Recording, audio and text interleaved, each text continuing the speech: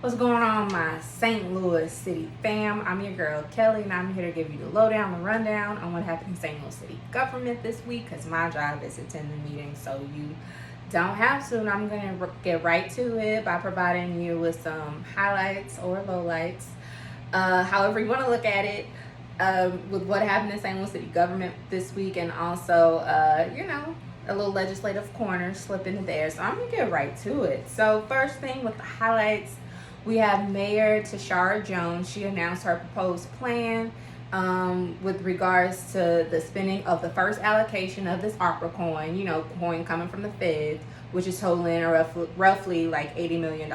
So this is her proposal for how the coin's going to be spent. So $6.7 million towards continued vaccination efforts. So that's looking like community canvassing and also some type of mobile vaccination type of a situation in communities. $58 million is going to go to economic relief. So that looks like providing housing utilities assistance for St. Louis residents, support for the unhoused population, and immediate cash assistance. Yes, cash assistance and public benefits navigators to help residents get connected to accessing services.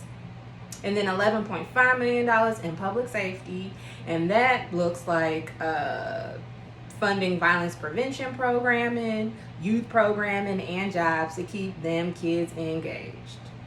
So what's the next step with this ARPA coin? You guessed it, the Board of Aldermen. So the next thing I kind of really wanted to touch on was the 2022 budget. Woo child. So the Public Safety Committee met this week, and they met with the Corrections Department. As we know, that's kind of where there's been the issue with the budget,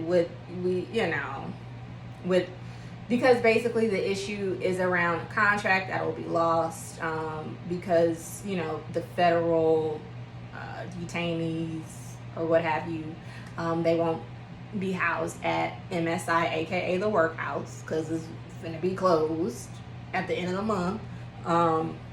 So yeah, the city's lost that contract, which is coin. So that's kind of where the budget drama, that's kind of why that's happening there.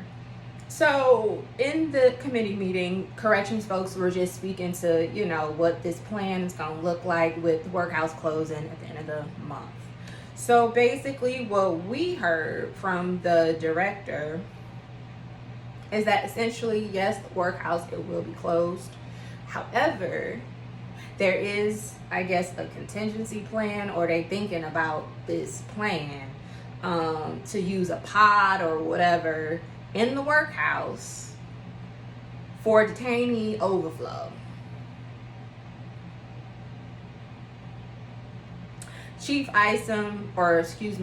Former Chief ICYMI, acting director of public safety, he's just like, we really obviously don't want that to happen, but they seem to be hopeful that the overflow, the overcrowding, hopefully it won't happen, because again, we're moving in a different direction with COVID, and just the process, people are moving through the criminal justice system quicker, because COVID's kind of swinging in a different direction. So yes, and also they're working on getting things fixed at the city jail, to make sure that the locks work, stuff like that. Although, during the committee meeting, there was a corrections officer. He actually testified, expressing a lot of the concerns that corrections staff have, really around safety with the Workhouse closing and those detainees moving to the city jail.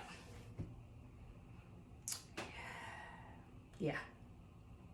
All right, and then we're going to get right into another part where the 2022 budget was discussed during the Board of E&A meeting. Not E&J, because people always think I'm saying E&J. E&A, Board of Estimate and Apportionment meeting. So again, this board consists of 3 members we got the comptroller, we got the mayor, and the president of the board of aldermen. Y'all, I was just sitting there like, damn, I didn't know if I was watching the Real Housewives of Atlanta between the shade being thrown and it. So I'm gonna get to it, right? So basically, like I said, there's been apparently right now the proposed, as it stands, the proposed budget for the city of St. Louis for this fiscal year is unbalanced. There's a hole in the budget, you know what I'm saying? We talking $5.7 million. So people got to find $5.7 million from somewhere to plug a hole in the budget, right?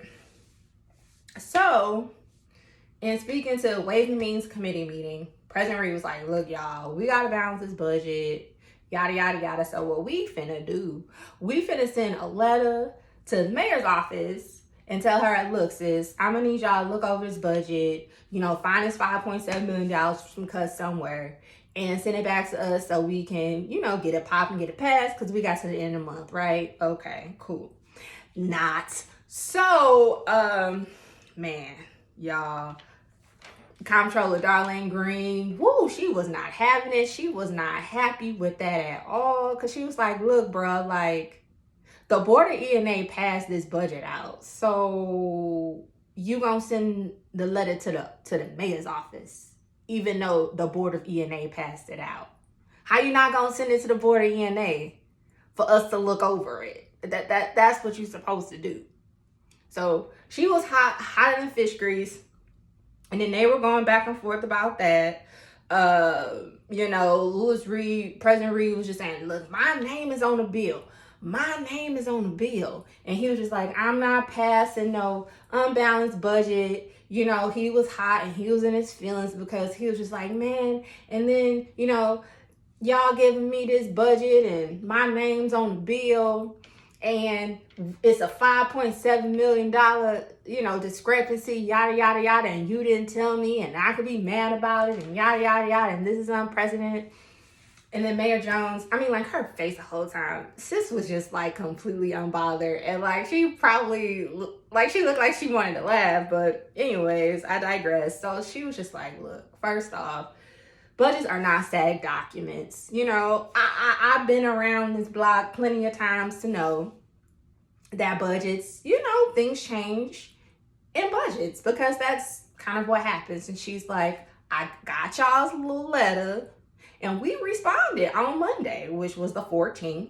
And we responded. She was like, we have 3 proposed changes to plug them holes up in the budget, bruh. So we have the proposed changes. So she's like, what I would suggest, you know what I'm saying, what I think you should do is just have the Ways and Means Committee, have them send back the budget. You know what I'm saying? We'll plug in our changes, whoop-de-whoop, get it back to them so we can get this process popping, so we can get this budget passed, right? Lewis Reed, he wasn't having none of that. So then, Comptroller Darlene Green, boy, she sounded like one of my great aunts, because she was just saying, bruh, you need to be ashamed of yourself. Because he was like, no, I ain't doing that. I ain't trying to do that.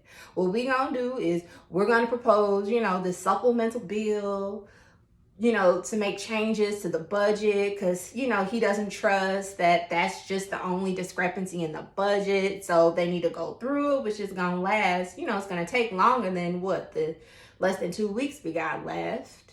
And he like, the bill is in my name. I ain't going out like that. But they have the changes, the proposed changes available, but he wasn't trying to hear that. So Comptroller Green, like I said, sounded like one of my great aunts, was like, you need to be ashamed of yourself. And she literally said in the video, for the people in the back, I want y'all to hear this. This man sitting up here doing this rah-rah, you know, ain't trying to work with us.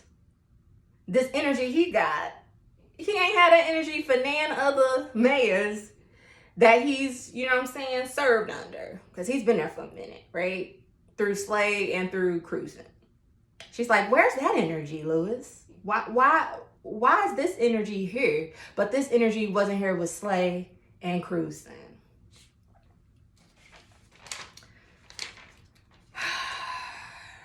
So yeah, they ended up adjourning the meeting, and I still don't know kind of like what's gonna happen there.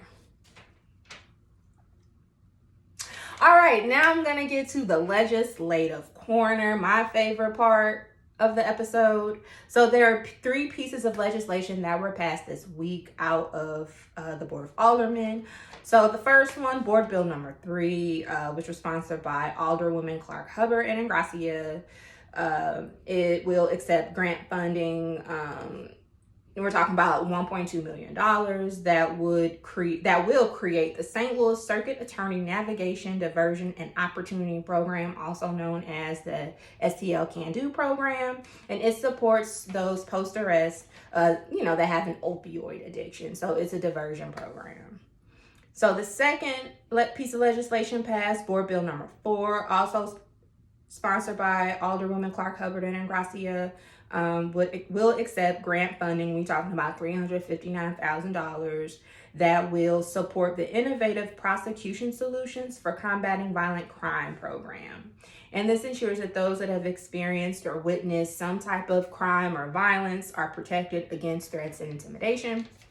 And then the last bill that was passed this week, Board Bill number 27, which was sponsored by Alderman Vaccaro, will accept grant funding. So we're talking $5,000 to support a witness protection program in the city of St. Louis.